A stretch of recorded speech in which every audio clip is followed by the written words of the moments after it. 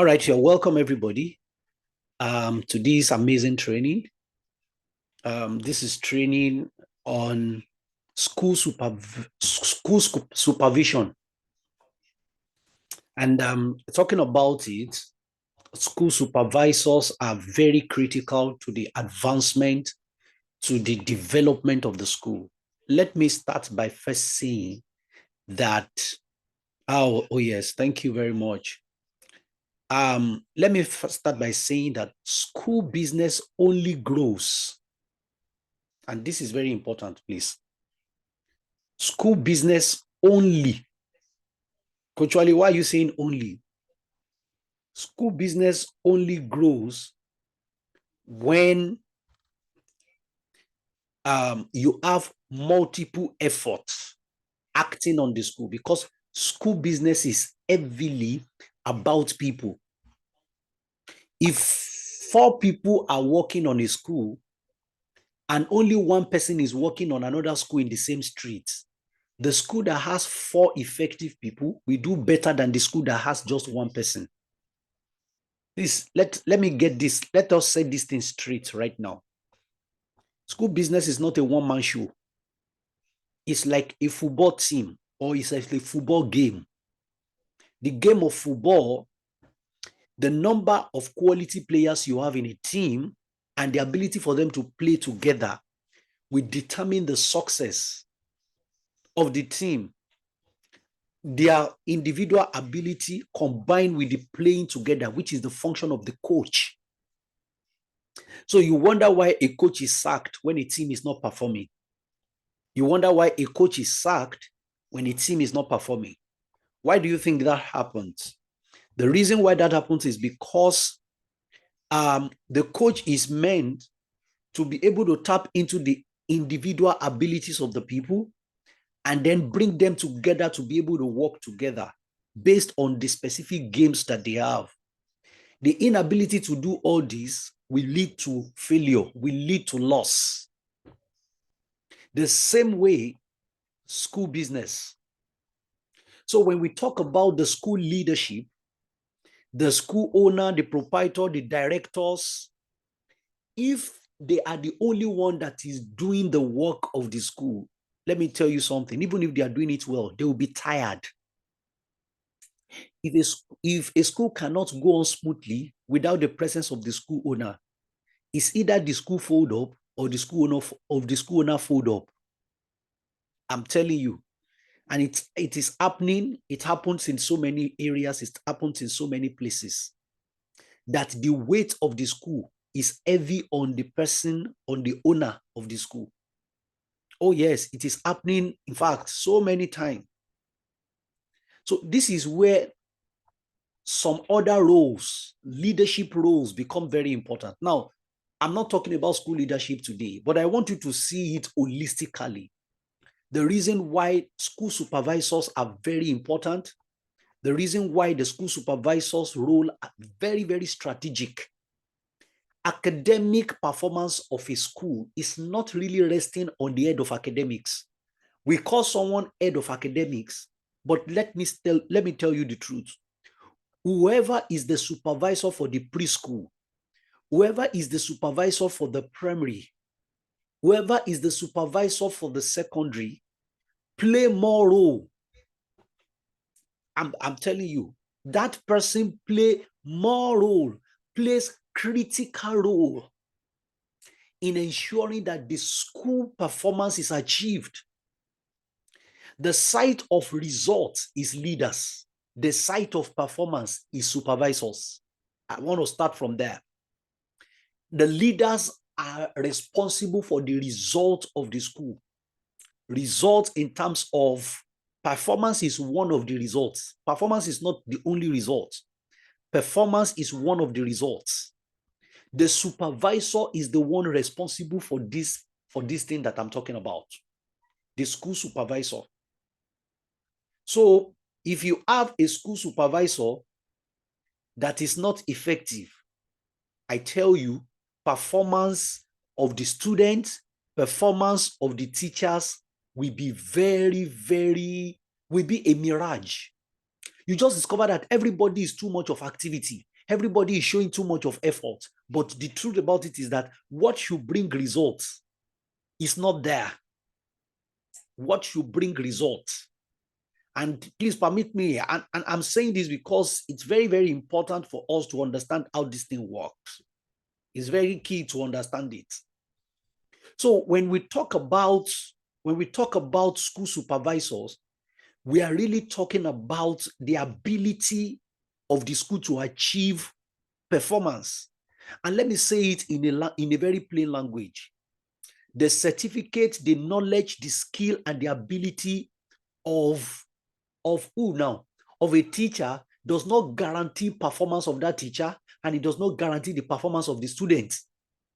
The fact that during interview and during maybe the teacher wrote a test and then the interview, you are so happy that you have a qualified teacher, you love the CV of the teacher, you love the resume of the teacher, it looks as if, yes, that's the best thing that has ever happened.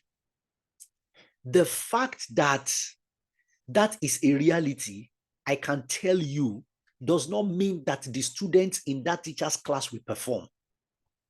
It doesn't mean that the teacher himself will perform. Ultimately, we have seen that some teachers, despite their juicy CV, resume, their experience, they get into the class and then they just deviate from the plan. And the reason why that is possible is because there are no supervisors. Everything works straight when there is supervision. So if you are a supervisor in this room, oh yes, if you are a supervisor, just understand your role is very critical and very important. So this class is created to enlighten and then to kickstart a discussion. It is meant to kickstart a discussion, and that discussion is very, very important and very key. I wrote a book last month on school supervision handbook. That's the title of the book, School Supervision Handbook, or School Supervisors, sorry, School Supervisors Handbook. In other words, a supervisor should have something handy in his or her hand. As he's moving from one class to another, as he's moving around the school, there must be a documented thing, something that has been created. And I don't want to miss sight of what I have in mind to be able to pass across to you today. So that's why I want to take it from that. If you ask me, I want to take it from that, my book. I'll possibly be showing it, scrolling, and then we are going to see some very important things together. I believe that this class is going to worth it. I tell you, it is. Okay. So I'm sharing my screen right now so that we can all see. Yes, this is the book, School Supervisor Handbook, Managing School Supervision with Effectiveness and Performance. I want to be dropping the nugget from this book. Yes, of course, this book is very much available, e-copy alone. The hard copy is still ongoing in the printing with the publisher. I said the quality of school operation is in the quality of supervisors that call the shots for the school. If a preschool supervisor is effective, the preschool will be effective. I didn't say if a preschool teacher. If a junior secondary school supervisor is effective, then the secondary school will be effective. If a non-teaching or administrative supervisor is effective, especially the facility officer or maintenance supervisor, the school will save costs and become effective in operation. And this is very important to understand this. There's a lot at stake when school supervisors are very good and effective. There's a lot. Every area you are experiencing, except for leadership, every area you are experiencing difficulty, especially when it has to come to people performance, there's a lot with supervision. Why? Because supervisors are the accountability figures. Let me quickly say this. Without accountability, you cannot achieve performance. I get to some classes, myself, as a coach, as a school audit, I get to some classes and I see that the children are still doing week 4 content in week 7. And then I asked the teacher said, what happened? We had this. And then I looked at where is the supervisor? The supervisor is nowhere to be found. Why? Because the face of accountability in a school is not the school owner. How many classes do you want to go as a school owner? How many classes do you want to go as a school director? How many classes do you want to go as a principal? This, I believe, is why we have supervisors. So there's a lot at stake when supervisors are very good, and there's a lot that will go down when supervisors are not, have uncare attitude, too afraid to confront, too afraid to ask teachers questions. You see something in the class and you decide to close your eyes. A teacher is seeing movie. A teacher is seeing movie in the class and you are okay. You are normal as a school supervisor. You said you are. Let me say this. School supervision starts from maybe assistant head teacher to the the people that hold the supervisory roles of the different sections of the school. That is where the supervision start from. The head teacher for primary, the principal may take, the bigger role of, okay, ensuring that the curriculum is followed, ensuring that other things are happening. But from the vice principal for secondary, from assistant head teacher for primary, the work begins.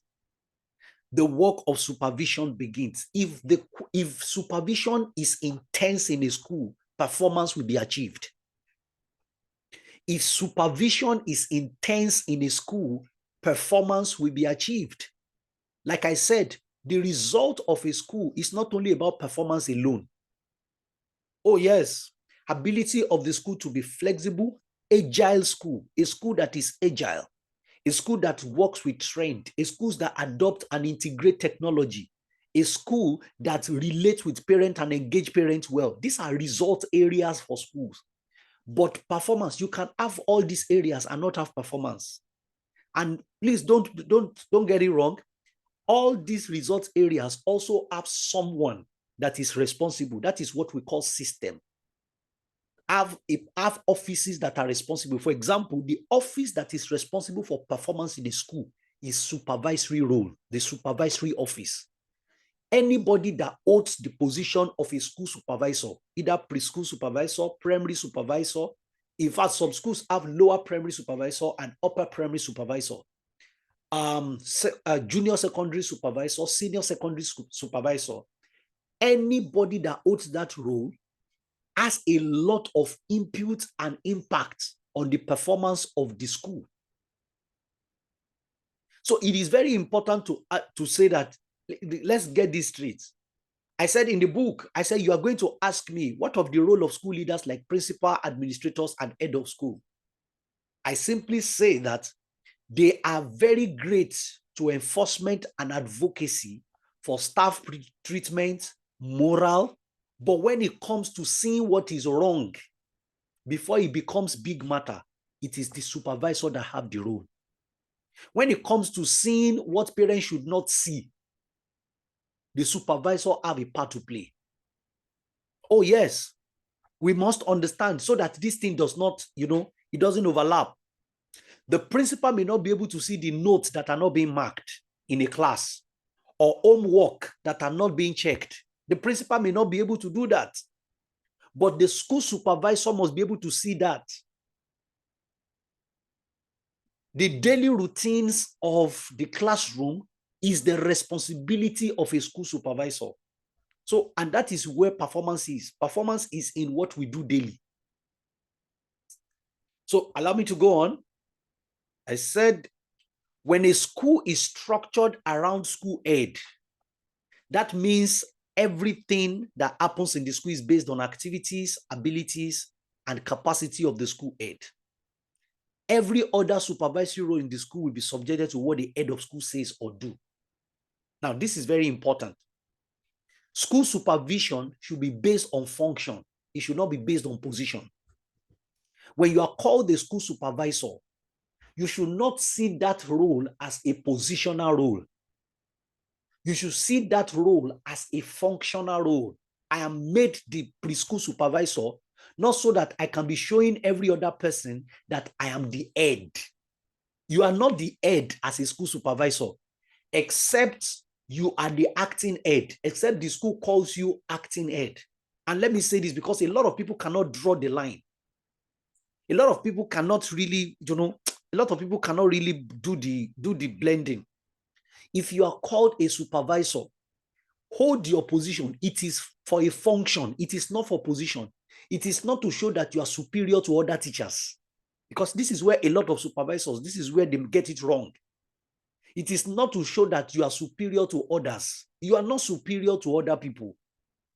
You are only given the role to function as a supervisor who will check the notes of the children at random, who has been given the power to go into a class and stay there for like 2 or 3 minutes to check what is going on in that class. And if there's a need for correction of the teacher, if there's a need to to draw an observation, if there's a need to be able to address something during the staff meeting, you have the power to be able to do that. That is what a supervisor is known for. That is what a supervisor should do. Please, I want to beg, please don't use your whiteboard. Please don't touch the screen of your phone. Don't use your whiteboard in this. This training, I'm using this our interface. So somebody came in now and he has drawn a line. Please, I want to beg you, please. Let us try and just listen. Just pay attention to what I'm doing. Don't put your phone in the hand of a child. Don't put you yourself, don't put your phone. Don't mark the screen where you are getting this from. Please. This is not the time to experiment. The way I'm saying this right now is like you are in a class and a child is going while you are teaching, is marking and is writing rubbish on the board. Please, let's try as much as possible to stay in the confine of what we are listening to. Let's pay attention. So you must understand that your role as a school supervisor is functional, not positional. The head of school may be the one that sets position, maybe the one that attain position. A supervisor must have that. I have been called a supervisor for a function. It's a functional role. It's not a positional role. You are the supervisor for assembly. It's a functional role. It's not a positional role. You will do more work than just the fact that somebody is, you will do more work. It's very, very important because many times, the minute they make some people supervisors, it's as if those ones have now been relegated. They now sit down in the office. They now sit down in their classes and says, no, how we make you supervisor to do certain function. You could have remained a teacher. I'm telling you, you could have just remained as a teacher. We brought you in as a supervisor, not a teacher. If we want to make you a teacher, we will actually you will function, you will do a teacher's role. It is very important to understand this as we take our supervisory way. So key and so critical. And in this book, I said, this is why it is very important to have school structure based on functions and departments instead of positions. Yes, I will show you. I will show you very quickly. If you are running your school, if you're a school owner here and you run a school based on position, your supervisors will be redundant.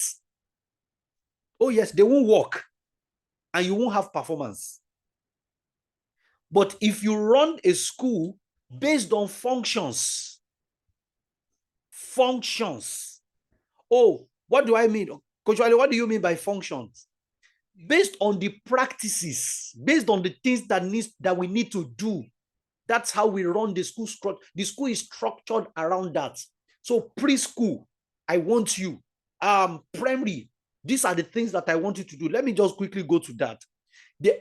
A school supervisor's training is not okay. It's not complete if you don't introduce that supervisor to the structure that your school is working on, that a school is working on. And as a school supervisor, you must understand, you must know the structure of the school so that you don't take steps that you are not meant to take. You are not assuming, you are not making some assumptions that you are not meant to make. It's also, let me just go to straight. I just want to go straight to a sample organization chart that I put up for school supervisor. This is what I mean by the school structure.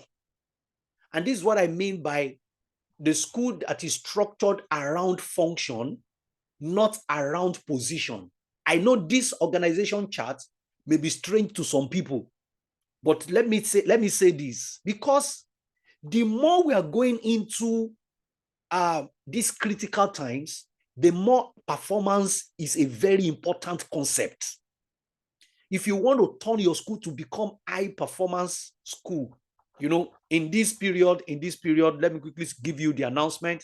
I'll be going around schools to train teachers, non-teaching staff, leaders, school leaders on what I call the high performance school, because we just have to begin to look at high performance. We are in a very critical time right now. And the first place we need to begin to address this thing is from structure. Your structure as a school needs to be created, designed, recreated, not based on position. The one that we are used to, the director, the board of director, the proprietor, proprietor's husband or wife, the head of school, the principal, the vice principal, the administrator, the registrar, the head teacher, then the assistant head teacher, the teachers, and the non-teaching staff, and then everything like that. Please, I'm so sorry. I know that one is very valid. But if you want to achieve performance, everybody, in other words, that one that I'm sharing with you involves, people knowing their position. It's about position. This is how we are going to, this is the position that we belong to. Everybody should know their place. So you wonder, even though you have that structure, the structure is not driving the performance that you want to see.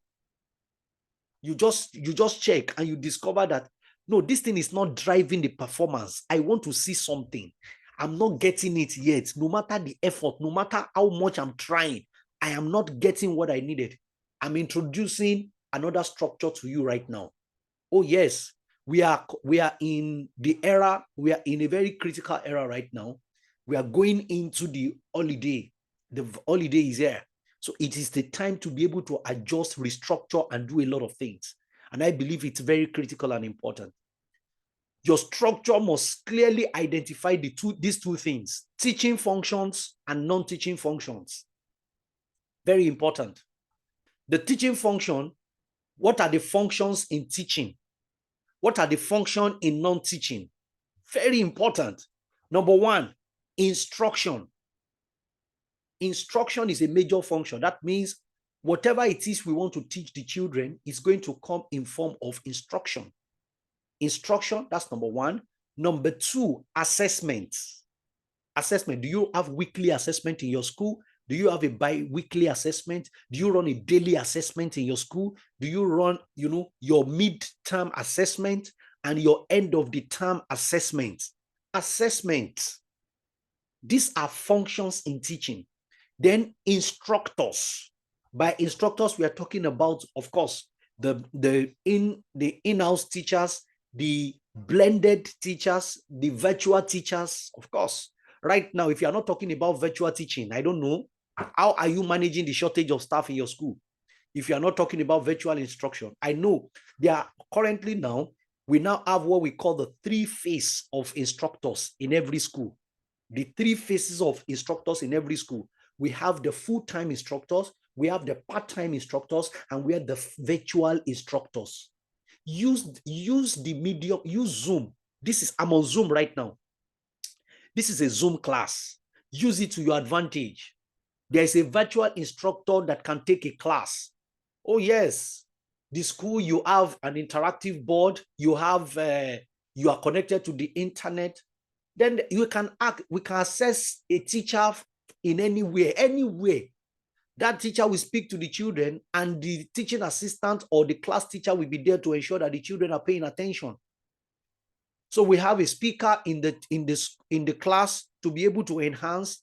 And you know what? The student can ask questions. If they are not clear, they can ask questions. Anyway, this is not the class for you. This is not the training. So don't let me just go into another thing that I cannot finish.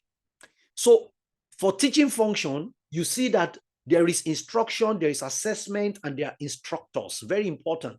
Now, for non-teaching function, there is facility. Yes, because we have a lot of schools right now that spend millions to put resources and facilities in a place, and then there's nobody supervising. They put the facility. You spent over 6-7 million naira to buy school bus. And to the surprise, to the problem is that the only person you are looking for to decide the fate of that bus is just a driver. And you wonder why you won't complain. You wonder why you won't be going to mechanic, why you won't be paying mechanic. No, the driver should not be the only person. There must be a supervisor. And the reason why is because, our structure has always been about people. It has never been about function. It is people will work on the function. And I think that is very important. People work on the function. People work on the function. So it is better. It's just like you want to drink water, but you don't have a cup. The water is in the tap. And all you are trying to do is to put your mouth in the tap. No, it won't work that way. To be very effective, you have to make sure that your structure as a school is based on functions. Our facility, our admission, who are the supervisors in charge of admission? These are non-teaching functions. Security and safety. You see, very key. So you create supervisors from there. And that is how we make this. That's how we get this thing done. Of course, in the book, which I will want to recommend that everybody, I will want to recommend that you have your copy of this book. Have your copy of the School Supervisors Handbook. Have your copy. It's not free. It is not for free. It's not for free, but let me go on.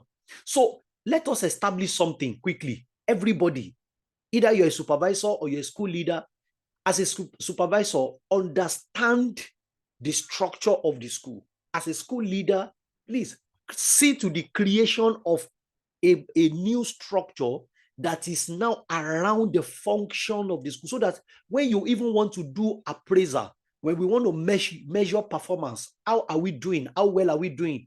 You will see that we are really doing very well. Oh, yes. Oh, yes. I want you to go to the chat section. If you are getting me, if you are getting me up to this time, go there. I said, I get you, Coach Wale. Go to the chat section and tell me, I get you, Coach Wale. I'm following you. I get you, Coach Wale. I want to know. Are you following me? Are you following me? Are you getting it? Are you getting it? Oh, fantastic. Thank you. Yes. Beautiful. I love that. Wow. I love that. Thank you. Yes. You see, fantastic. Very fantastic. Yes. Thank you. You must understand that this thing, if you want to change the course of performance, I said it.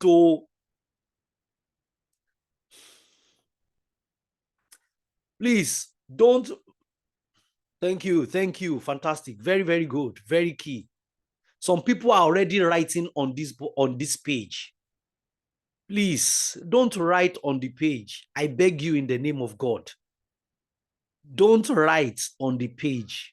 Leave this page the way it is. Thank you very much. Leave it the way it is. Because I'm displaying on the page, please. Oh, fantastic. I have a lot of people following me. Thank you. Fantastic. Okay, let's go on. So, key responsibilities of a school supervisor, of course. This is the point where some people say, okay, I don't even know. Let me know what I'm doing. Monitoring and evaluating teaching staff. It's your first responsibility. Monitoring and evaluating teaching staff. Oh, yes. I said the most important job of a school supervisor is to evaluate. That's your most important job. is to evaluate. And this is where observation skill is very important, because the tool for supervision is observation. Please, if you have things that you are writing down, please, I will need you to write it down. The tool for supervision is observation. It is dangerous when you are a supervisor and you cannot observe. To observe is not to look. To observe is not to be walking around, because the more you look, the less you see. Oh, yes. Let me just quickly, in school supervision training, I really go deep down like this. To observe is not to look. So many people are looking, all in the name of supervision, but they are not seeing anything. To observe means that before you get to the thing that you want to observe, you have listed out the things you want to check. What begins observation is that you are checking out for things. When you see people that observe, they don't just go to a place and look. I am sorry. That's why it looks as if a lot of people travel out of this country, even though they're in position of power. They go out, they go to places where they enjoy things. They go to Dubai, they go to Maldives, they go to US, and they come back, they cannot replicate what they saw. They cannot replicate it in Nigeria, even though they're in position of power. Do you know the problem? The problem is that they were not observing. They just went there to just sightsee. They just went there to go and enjoy another person's land. Oh, yes. And I'm sorry to throw straight bullets, but let me continue with what I'm saying. To observe means that you have predefined checklists. That's why many times I used to ask supervisors, let me see your checklists. A preschool supervisor, I will ask, Auntie, where are your checklists for what you want to look out for in a class? You can't have it in your head. No, let's be very clear about it. You can't have what you want to observe. You can't just put it in your head and tell yourself, I know what I want to, I know what I'm looking for. It's a lie. That's why supervision begins from observation, and observation begins from check. Observation does not begin from sight. Observation begins from predefined things that you want to check. If you are not checking, if you don't have checklists, you cannot be an effective observant, and you cannot be an effective supervisor. When you get to a class, you already have 10 things that you want to check today, Monday. I want to check 10 things. I want to check the homework of those children. I want to check how the teacher is using instructional material. I want to check what the teacher writes on the board. Let me give you a practical example. I went to a school to assess, to do audit. And one of my staff followed me to the place. And so I told one of my staff to stay in a class while I was attending to the proprietor. The proprietor called me urgently to attend to something. And I asked the staff that followed me, I said, stay in the class. So the teacher was teaching at that point. So I went to the proprietor's office, addressed the thing. It took me like maybe 7 or 10 minutes. By the time I came back, the minute I stepped into the class, I saw something that was wrong on the board. Listen to this. There is somebody who is my staff that stayed in that class for 10 minutes. I showed up. Immediately I entered. I spotted a wrong expression on the board. And I went there straight. I said, sir, please correct this. So that's my staff noted it and waited for the perfect time to ask me. So when we stepped out of the class, he asked me, he said, Coach, I want to ask you something. I said, what? He said, I stayed in that class for 10 minutes. How come I didn't see that thing? You entered immediately and you saw it. How come? Then I told him, I said, what you don't understand is the fact that you're in the class, you have spent time with everything, you have spent more than 5 minutes, you have been looking, you cannot see it. That's from the word, the more you look, the less you see. The more you look, the less you see. I said, the big deal about it is that What will make my looking not affect my seeing is when I have a checklist. I said, me that I came in and I saw it immediately, it was already on my mind before I step into that class. My aim is to look at the board. I don't have the aim to look at the class environment first. I have the aim to look at the board first. Whatever the teacher writes on the board is my focus for that moment before I go to look at the seating arrangement.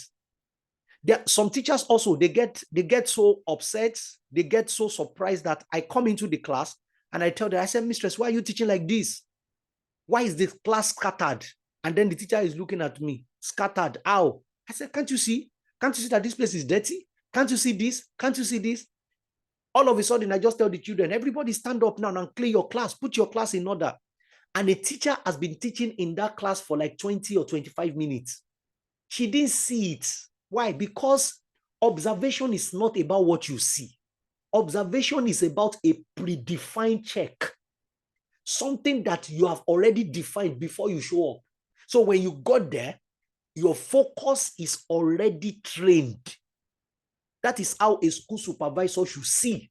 A school supervisor should not be engrossed with the decoration of a class. A school supervisor should not be engrossed with the arrangement of the class. A school supervisor should not be engrossed with the appearance alone. Appearance of this, appearance. No. A supervisor should spend nothing less than 10 minutes. You should have identified everything that needs to be okay in the class. You should identify it. So the first job of a supervisor, the key responsibility of a school supervisor is to monitor and evaluate.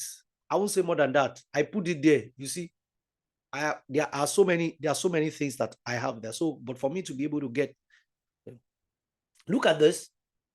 In this, I talk about the daily routine check. In this book, I gave a daily routine check for school supervisors. Yes, something that as a school supervisor, you can have with you. It's an handbook. That's why I will advise you get it, buy it. Yes, it's needed. I'm telling you, it will improve your work and it will get you up. See, let me tell you something. A supervisor that became a teacher will be more effective than a teacher that became a teacher. Let me say it again for school owners that are here. A supervisor that became a teacher will be more effective than a teacher that became a teacher. Why? Because a school supervisor is already acting in leadership position, possibly performance-based leadership position. A school supervisor is already acting in that area before he became head of school. However, a teacher is acting in the performance zone position of, oh, somebody still need to see what I'm doing. And that, you see, this is very important and very key. Very, very critical. Very, very critical. So let me say this quickly, that as a school supervisor, there are daily checks. It is not only daily. You are a school supervisor if you have daily checks, if you have weekly checks, if you have bi-weekly checks, if you have monthly check, and if you have termly checks.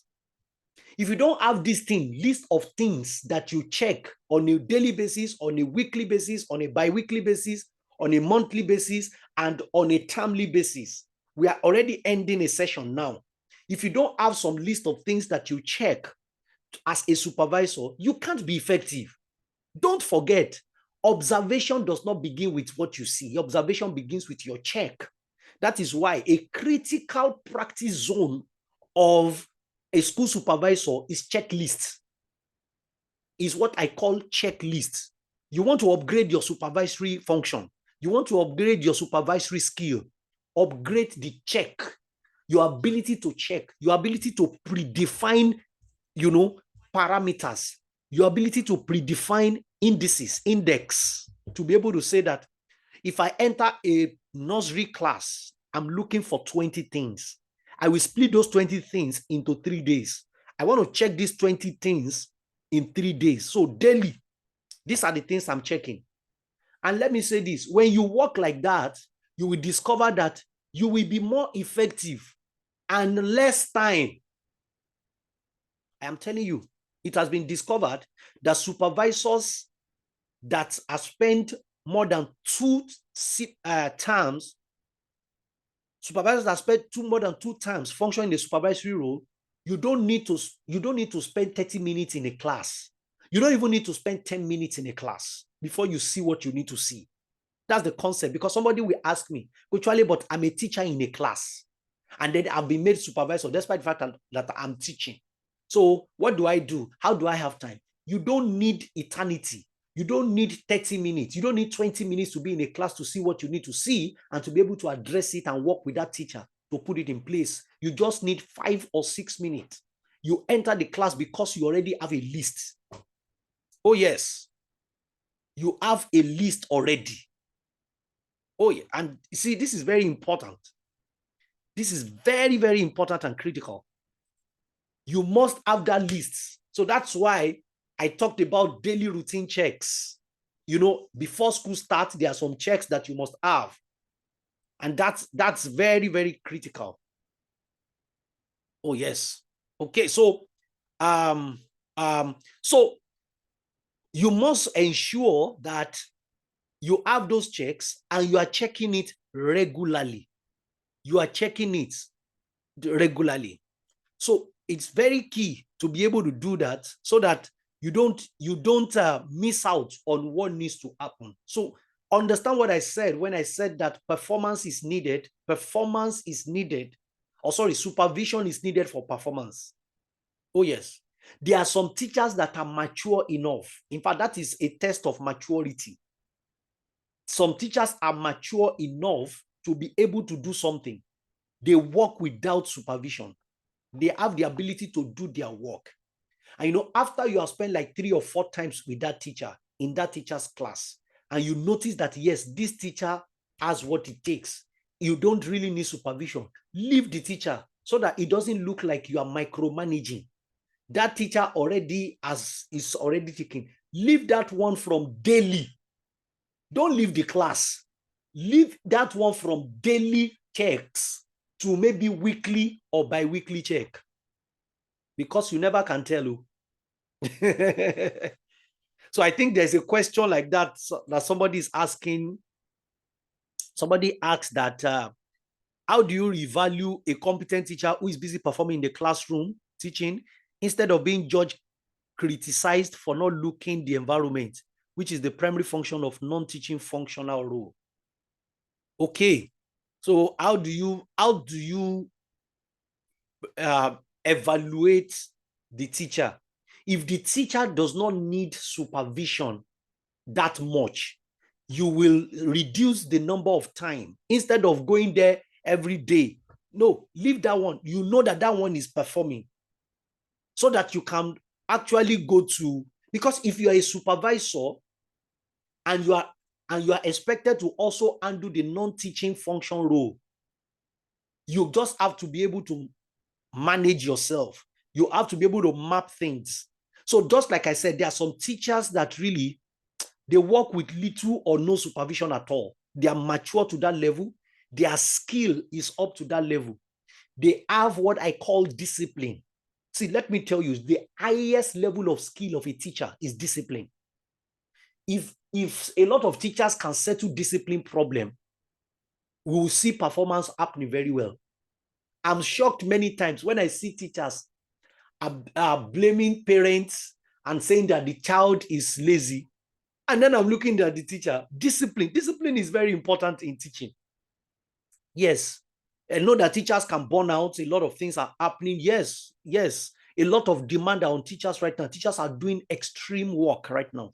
Yes, I agree. But once you see that a teacher is disciplined enough, all the things that needs to happen happens. He marks his register. She marks her register. She has her lesson plan. She has her instructional materials. And without you asking, you see that all these things are intact. Leave that one from daily checks. But there are some you can't afford. You cannot afford not to really bring up daily checks for some people.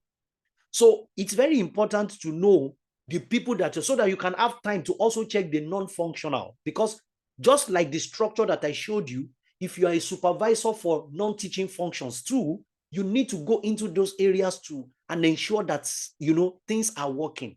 Admission, for example, how is the frontline staff, the person that is at the reception, how is that person behaving? What are the things that you want to see in the reception? Do you want to see a reception that is scattered? Do you want to see a reception where the TV is working? It's amazing how a lot of schools invest in TV only for the TV not to be working. And you see a visitor, a guest seated there. A supervisor come in and said, please, what is wrong with this TV? Why is it not on? You will be shocked. You will think they need to know. That's another thing that I want to say that, see, as a supervisor, don't assume for staff. Don't look at a staff that has spent 15 years teaching or working as a school staff, and then you assume that she should know what to be done, what she need to do. It's a lie, yo.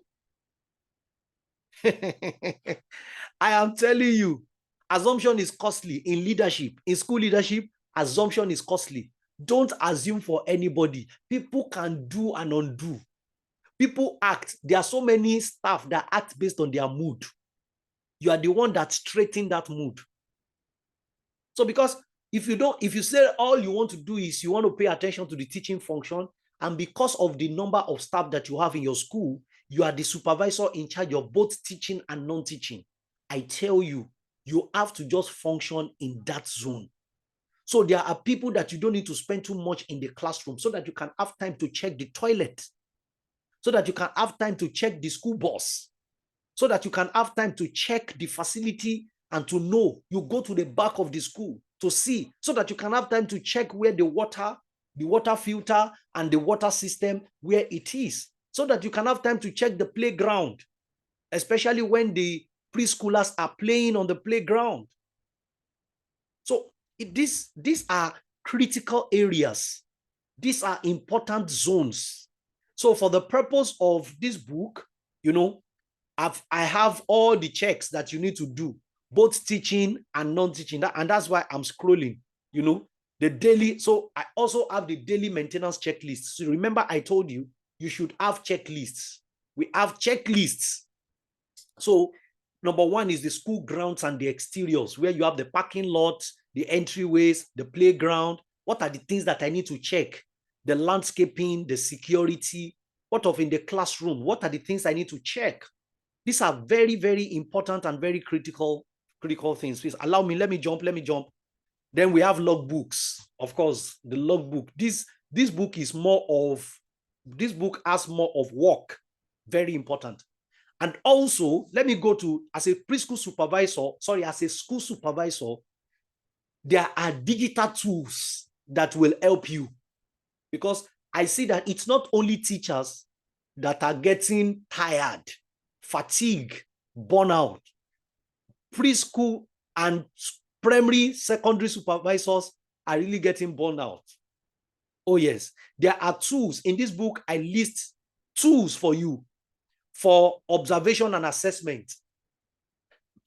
There are tools. We have Tadpoles, we have Bright Wheel, we have for staff management. There's what we call Deputy. You can check it out. Go online, go to Google Chrome, or these are tools free of charge. You can use Deputy free of charge. Yes, that will help you to schedule your supervision. It helps you to schedule it. Oh, by 1 p.m., I'm going to SS1 class. By 10 a.m., I'm going to this. You can use, there are tools that you can use. And I have it in this book. Very important. Somebody said, Coach Wale, you are marketing the book. Yes, I'm marketing it. I'm marketing my book. After this training, buy the book. Buy the book. And it's not expensive. It's just 4,000 naira. 4,000 naira, you are good to go. Very, very important. We are so get the book. It's going to really help you. Very, very, it's going to really help you. So there are digital tools that you need as a school supervisor that will really help a lot. What of extracurricular? So let me talk about extracurricular activities. It looks as if a lot of teachers are passive when it comes to extracurricular activities. I am telling you. Let me quickly say something here. for every school supervisor that you are here. Our work right now, the effectiveness of our work is not only in academics alone. It is soft copy, it is e-copy. It's not hard copy. Once you pay, I will send it to your email immediately, right away, and you have the book with you. Once you pay. Extracurricular activity is very, very important right now. But can I tell you something? Because of the way and the nature of our academic activities, it is very demanding. You have a lot of teachers that are tired. By the time you want to do this extracurricular activity, it is 4,000 naira. Somebody is asking how much, sir? It is 4,000 naira. 4,000. Yes. Let me try and put it. Let me try and put it 4,000 to my account number. Yes.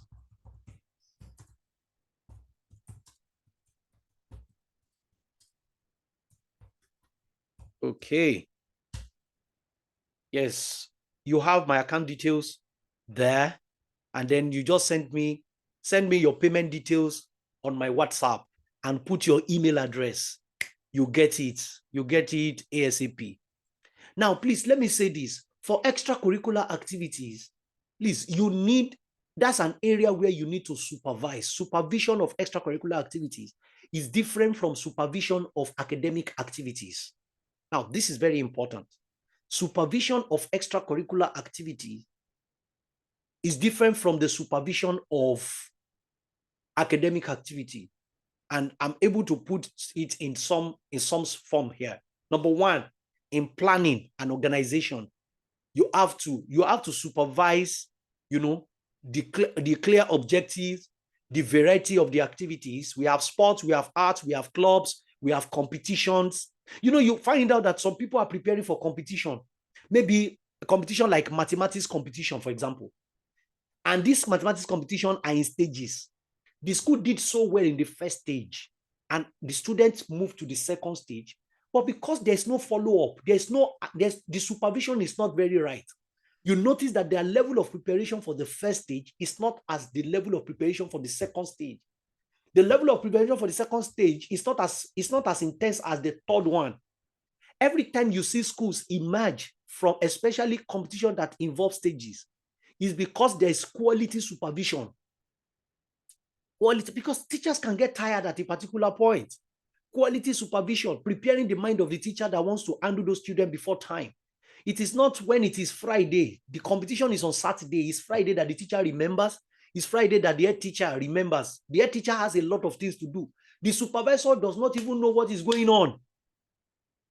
I'm telling you, it's the school owner that is even reminding everybody. It's the school owner that is reminding this person, that is telling this one, that is telling this one, please put this. No. A school supervisor, you must be able to, you must make sure that you man your place. Part of your place is to supervise extracurricular activities. Oh yes, in the aspect of scheduling. So the supervision also involves safety. Oh my God, I don't joke with safety protocols. This is very, very important and very critical when it comes to supervision. The safety protocols that should happen, especially during the extracurricular activity. There's a day I was in a school auditing the school, and I saw that the primary 4 and 5, 4, 5, and 6, they were doing catering.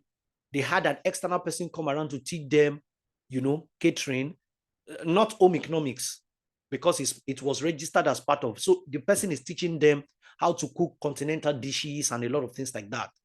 And then I noticed that the way they were so close to the person, and the gas, the gas cylinder that they are using for cooking is, I said, please, we have to ensure safety. Safety is very important. A supervisor is the one that we put there, because the attention of the student, they can be overly excited. They can be very excited by looking at that. And then at a particular point, you just discover that something is happening. You just discover that this, what do we call this? What do we call the instructor too is excited that the children are excited. So we lose sight of security details, security, safety, and security protocols. A supervisor, a school supervisor, you just dashed in, at intervals to be able to put that. Remember what I said. You must always check. Check is very important. Check is very critical. It is not just the fact that, oh, are they doing it? Yes, they are doing it. That's all. No, it's not like that. Let them have a separate. Let the children stay distant from where where the cooking is going on. Let them see. If they need to come closer, let the teacher try as much as possible to distance it from it. That is what supervision, that is what it displays. So there is sports going on. As a school supervisor, you have to also check the details. How many first aid boxes do we have that can attend to any injury or something? God forbid if there's any emergency. Where is the record of all the students involved? Yes, I was in a school and a boy was playing basketball. And the truth about it is that something happened. He was just vomiting. He was just vomiting. Before you know it, he was weak. And as we have it, the following week, he was up again. And then he was the first to say, "Sir, are we playing basketball this Friday?" No, we said no.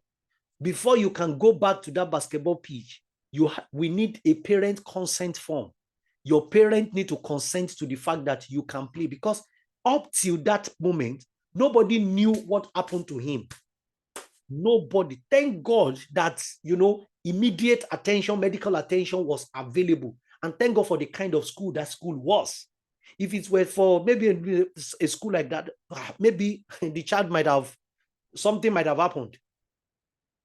So a supervisor will ensure that such child or such children in these categories, they get a consent form from the parent. If the parent wants the child to participate in sport activity, they must give you a consent form. It must be put in a file. As a supervisor, you go to the place, you check the file. When you see a strange face, you point and say, come. Do you have a parent consent form here?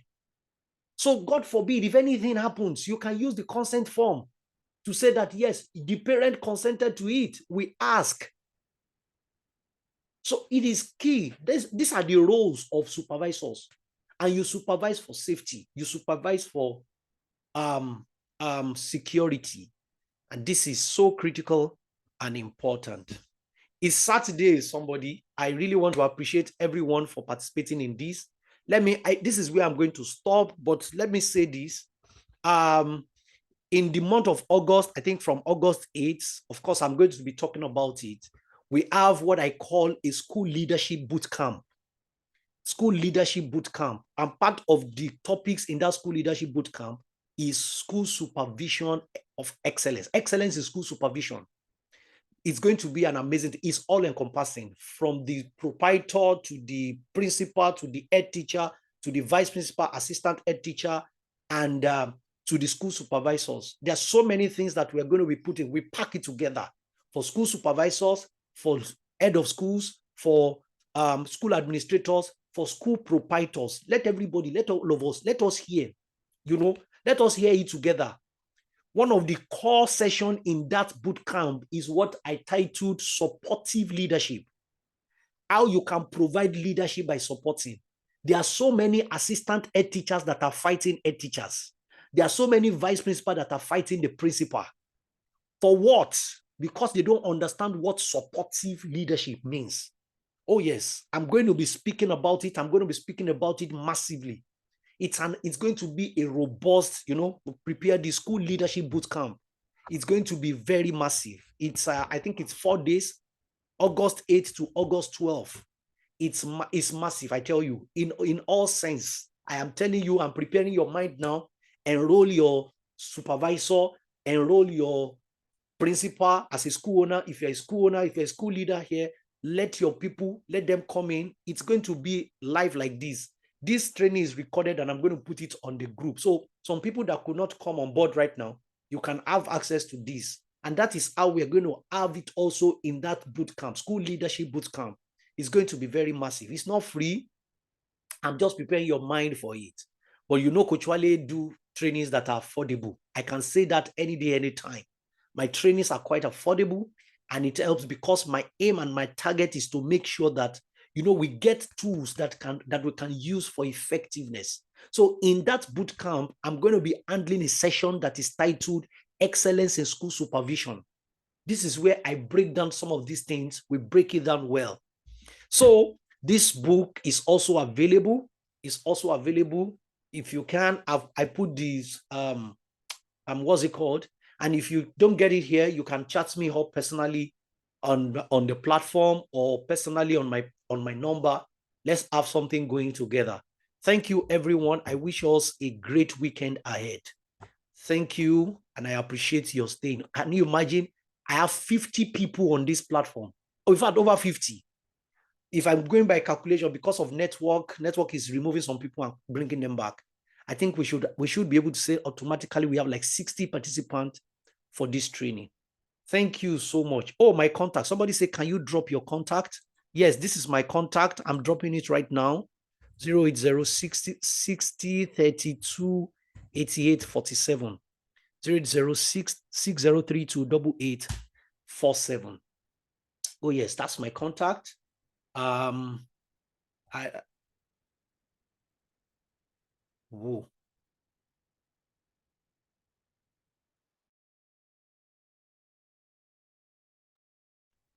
I'm so sorry.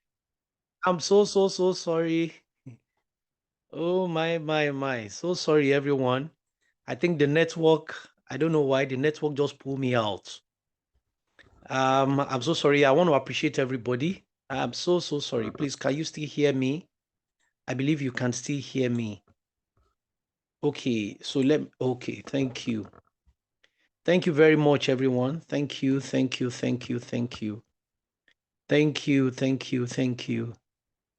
so much.